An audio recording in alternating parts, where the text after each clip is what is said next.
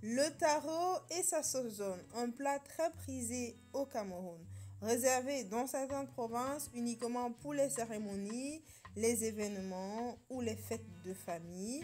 Et pour d'autres, c'est un plat qu'on cuisine pour consommer au quotidien. Je profite de cette plateforme pour partager avec vous mes tips, comment réussir à faire la sauce, chose qui n'est pas toujours facile, ainsi qu'à réaliser le taro à ma façon. Et avant de démarrer la vidéo, bienvenue sur ma chaîne, c'est Claire, toute heureuse de vous retrouver dans cette nouvelle vidéo juste après ceci.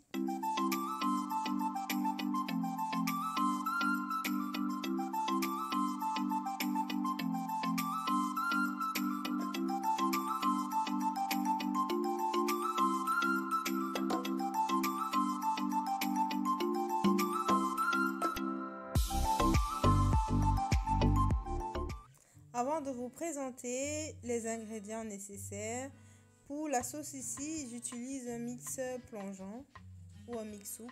Mais vous pouvez également utiliser le mixeur. Sauf que pour une grande quantité, il faudra faire plusieurs tours. J'aurai besoin également d'une cuillère à soupe de sel gemme. Vous verrez très rarement du cube dans mes recettes, mais ici pour la sauce jaune, je mets du cube. Il y a ici un cube, je vais utiliser le demi ainsi qu'une cuillère à café de sel. J'utilise également des champignons. Ici, ils ne sont pas fumés. Les champignons fumés ou tout ce qui est fumé dans la sauce, c'est l'idéal. J'ai juste fait revenir. On aura également besoin de piment. Si vous consommez du piment, mettez directement le piment sec dans les épices ainsi que de l'aubergine. Ici, j'ai de la viande qui a été surgelée, qui est en train de dégivrer tout doucement. Donc pot de bœuf, viande de bœuf ainsi que des tripes. Pour l'huile, j'ai pas encore testé toutes les huiles, mais celle-ci, pour ceux qui sont en Belgique comme moi ou en Europe, marche super bien pour faire la sauce. Et bien évidemment, qui dit sauce jaune dit épices de taro. Donc j'ai mes épices ici, je vous mettrai toutes les quantités que j'ai utilisées par la suite. On aura besoin de l'eau, je n'ai pas présenté l'eau, mais on aura besoin d'un peu de taro pour accompagner la sauce. À la base, je réalisais la recette uniquement pour la sauce. Je vais mettre à cuire le taro en mettant beaucoup d'eau comme vous voyez. Ici, j'ai pris 150 ml d'huile. Il faut juste les faire délayer quoi.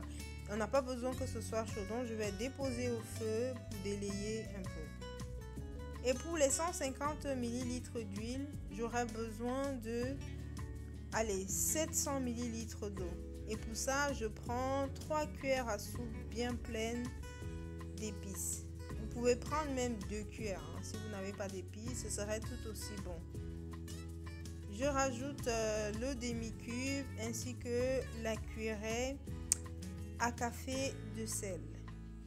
Vous pouvez le faire progressivement, surtout si vous avez beaucoup salé la viande par exemple. Vous y allez doucement pour les quantités de sel. Une fois que j'ai délayé l'huile, donc fait fondre complètement, l'huile n'a pas besoin d'être chaude, mais alors pas du tout, elle a besoin juste d'être tiède. Pareil pour l'eau, l'eau doit être simplement tiède. Donc, entre 40 et 50 degrés pour ceux qui prennent la température. Sinon, vraiment de l'huile simplement tiède et pas chaud. Le sel gemme, vous pouvez le mettre directement dans l'huile. C'est comme ça que nos mamans faisaient. Vu que j'ai pas le bon sel gemme ici, je préfère passer dans l'eau comme ça.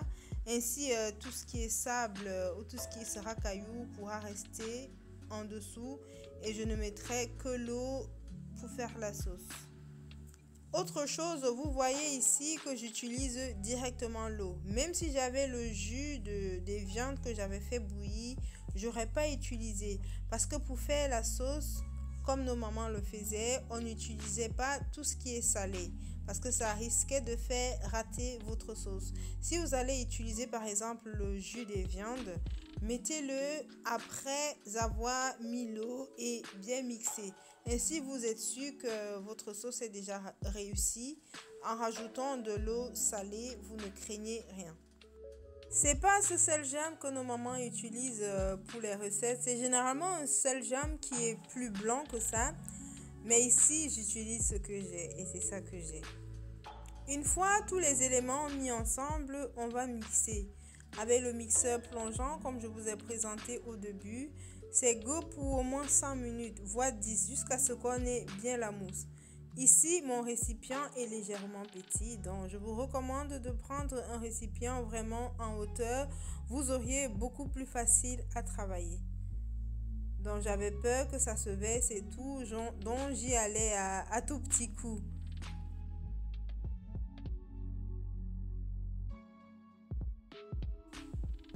Voici ce dont je craignais en illustration. Donc, comme je vous disais, prenez un récipient vraiment en hauteur pour avoir beaucoup plus facile pour mixer. Là, j'ai renversé dans la marmite et je vais mixer pendant environ 5 minutes. Vous pouvez aller même jusqu'à 10 si vous craignez. Quand vous aurez bien la mousse qu'il faut, vous arrêtez de mixer. Si vous utilisez le mixeur traditionnel qu'on a, vous faites pareil, vous mixez bien et voilà. Ici, vous voyez ce que 700 ml d'eau peut donner. On aura quand même une assez bonne quantité. Donc, vous ajustez les quantités en fonction du volume de sauce dont vous avez besoin. Je remets ensuite la sauce dans le vase avec lequel j'ai commencé. J'aurais pu continuer dans la marmite, c'est juste pour que la caméra puisse bien zoomer sur l'assiette, c'est plus pratique. Vous pouvez voir ici la quantité de mousse que j'ai obtenue. Par la suite, je vais directement rajouter le mélange d'épices. La légende raconte que lorsque vous rajoutez les épices à votre sauce, si vous gardez encore la mousse, ça veut dire que c'est réussi. Donc, on verra tous ensemble. Il faut dire que lorsque vous rajoutez les condiments, vous pouvez continuer à mixer avec le mix-soupe comme tantôt pour que le mélange soit vraiment reparti de façon homogène. Ici, pour continuer, je vais faire comme nos mamans faisaient au village en prenant avec la louche ainsi. Autre chose, il y en a qui préfèrent mettre beaucoup plus d'huile et peu d'épices. Ainsi, vous conservez une couleur beaucoup plus jaune de votre sauce. Moi, franchement, je préfère que la sauce goûte beaucoup, donc elle soit bien assaisonnée avec les épices. Donc, je mets peu d'huile et je privilégie de mettre beaucoup d'épices. Ainsi, j'ai pas une sauce complètement jaune, mais une sauce qui est très aérée, j'ai envie de dire, très digeste et surtout très appétissante. Vous rajoutez par la suite tout ce que vous avez prévu comme viande dans la sauce. À noter que tout ce qui est fumé est très bien pour la sauce. Ça donne vraiment, ça relève vraiment, avec les épices, ça permet d'avoir un très bon goût, j'ai envie de dire. Et quand vous n'avez pas tout ce qui est fumé, comme au pays, la raie par exemple, qui est le poisson fumé par excellence du taro, vous pouvez rajouter des champignons. Les champignons rapportent beaucoup de fraîcheur à la sauce. Mais si vous n'avez pas les champignons, mettez uniquement les viandes que vous avez prévues pour ça. Voilà notre sauce terminée. Je vais mettre de côté le temps de faire le taro. Ici, vu qu'on utilise l'huile, plus la sauce va rester, plus elle va s'épaissir. Donc, le temps de faire le taro, on aura le temps qu'elle s'épaississe. Nos mamans, d'ailleurs, elles le faisaient des fois le matin pour des cérémonies, pour qu'on en consomme le soir, par exemple. Là, la sauce au thon, pour moi, avait le temps de s'épaissir. Vous verrez tantôt lorsque je vous montrerai. Ici, notre taro a bien cuit. J'ai oublié de vous montrer, j'aurais dû vous montrer comment tester si votre taro a bien cuit. Mais là, je pense que j'ai laissé au feu pendant environ 1 heure ou plus. Je me rappelle plus très bien. Mais le taro est cuit. J'avais mis par-dessus tout ce qui était piment et... Comment on appelle ça? Piment et aubergine. Vous pouvez bien évidemment mettre l'aubergine et le piment dans un plastique ou dans un papier de cuisson avant de mettre à cuire. Là, comme j'avais une petite quantité, j'ai simplement déposé comme ça. Je vais par la suite passer au taro. Ici, j'utilise mon hachoir ou le mixeur que j'ai. Désolée pour les traditionalistes qui pensent que voilà, le tarot doit être exclusivement fait dans le mortier. Désolée. Mais pour ceux qui voudraient procéder comme moi, dans le hachoir ici, on a une lame. C'est cette lame qui permettra de rendre notre tarot vraiment, vraiment lisse. Tout comme dans le mortier, il est important qu'on écrase le tarot lorsqu'il est chaud. Ici, j'ai une petite quantité, voilà pourquoi je laisse la marmite ouverte. Mais quand on a une grosse quantité, on referme toujours la marmite pour que le tarot puisse rester bien chaud. Donc, je vais éplucher ici tous les tarots. Je vais directement mettre dans le mixeur qui va se charger de mixer. Il faut dire que le tarot est très chaud, hein? Donc faites attention, faites gaffe à vos doigts. Donc respect pour nos mamans qui nous font souvent le tarot au pays parce que c'est vraiment chaud. Il est important que ce soit chaud parce que si ça refroidit, vous ne pourrez plus bien écraser, surtout lorsque vous utilisez le mortier. C'est là qu'on voit beaucoup de tarots avec les obstacles, comme on dit, avec les... En fait, c'est ça évite que le tarot soit lisse, en fait, ce que je voulais dire. Et il faut prévoir un peu d'eau à côté pour tremper vos doigts, comme vous voyez là, pour rafraîchir un peu vos doigts avant de continuer. Et je le reprécise parce que c'est très important, j'ai laissé la marmite ouverte parce que je n'avais pas une grande quantité. Lorsque vous avez une grande quantité, vous allez travailler par petite quantité en fait. Vous retirez 2-3 tarots, ensuite vous refermez la marmite, ainsi de suite, jusqu'à ce que vous n'ayez plus de tarots. Idéalement, il faut couper le tarot, découper quoi, faire des petits morceaux pour que ça passe beaucoup plus facilement au mixeur. Ici, comme ça chauffe, je lance directement. Le mixeur aussi a un couvercle, donc c'est fermé, c'est bien chaud. Et par la suite, je vais pouvoir faire des petits morceaux directement dans le mixeur. Ici, comme vous pouvez voir, ça a commencé à tourner. Il y a encore des gros morceaux. Je vais essayer de découper avec une fourchette ou un couteau. Un peu comme vous voyez en image. Quand vous mettez des petits morceaux, ça permet de mixer beaucoup plus vite.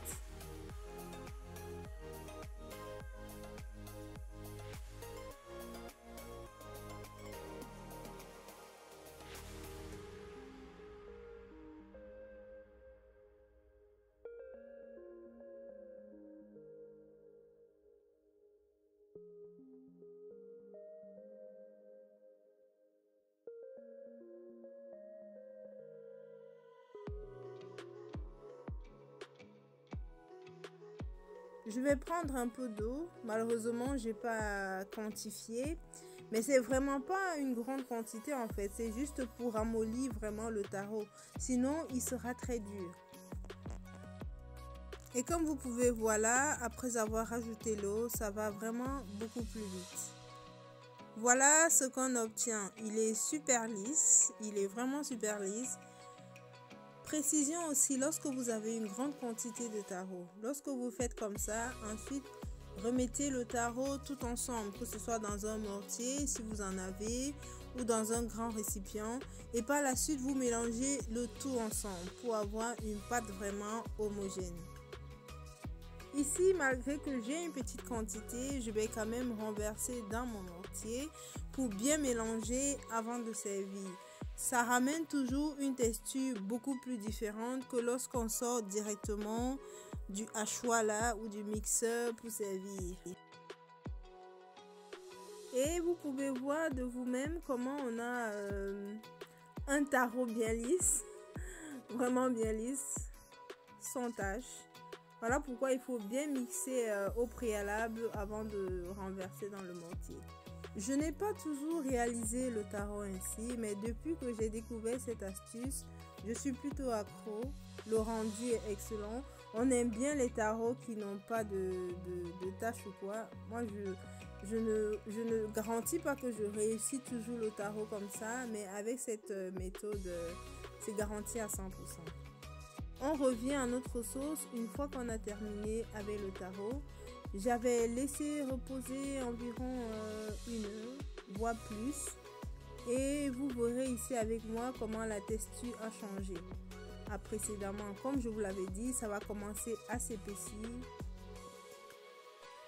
Voilà pourquoi j'ai pris la peine de vous noter en barre d'informations les quantités exactes de tout ce que j'utilise si vous voulez avoir ce rendu. Il faut donc dire que si vous voulez une sauce plus épaisse, bien vous rajouterez plus d'huile par exemple, aussi que plus d'épices. Et tout ceci pour la même quantité d'eau. Je n'avais pas une grande quantité de taro, comme je vous ai dit, à la base c'était pour faire une vidéo pour apprendre comment faire la sauce, ce qui est très souvent le plus difficile. Donc je vais simplement mettre mon taro dans une assiette de service et je vais essayer de rouler ainsi pour donner une très belle forme. Et si vous voulez quelque chose de beaucoup plus lisse, prenez simplement de l'eau. Avec la cuillère dans le dos de la cuillère comme je fais ici. Avec ça vous roulez, vous auriez une texture beaucoup plus lisse. Ici j'avais vraiment pas besoin, donc j'ai fait simplement ainsi.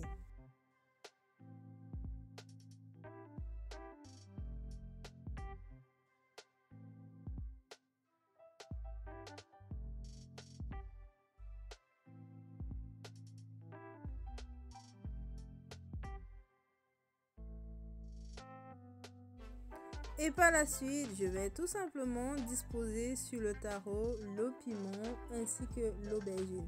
Et comme je vous ai dit, si vous faites une sauce pour des gens qui consomment le piment, rajoutez directement le piment sec. Le piment sec surtout dans vos épices que vous mélangez avec la sauce. Et voilà notre plat de taro et de sauce jaune terminé. Il restera plus qu'à dresser dans l'assiette et à se servir. J'espère que vous avez aimé la vidéo, j'espère surtout que vous aurez appris quelque chose de cette vidéo. N'hésitez pas à nous le dire, soit en commentaire, soit simplement en mettant des pouces bleus. Pour ceux qui connaissent manger dans le mortier, pour terminer le taro qui reste, ça a un vieux goût comme on dit au pays. Voilà, c'était vraiment bon, c'était magnifique. J'espère que vous le réaliserez chez vous et surtout que vous le réussirez. Si vous avez des questions, n'hésitez pas à me les poser en commentaire, je prendrai un plaisir à répondre. À très bientôt dans une nouvelle vidéo et d'ici là, portez-vous bien.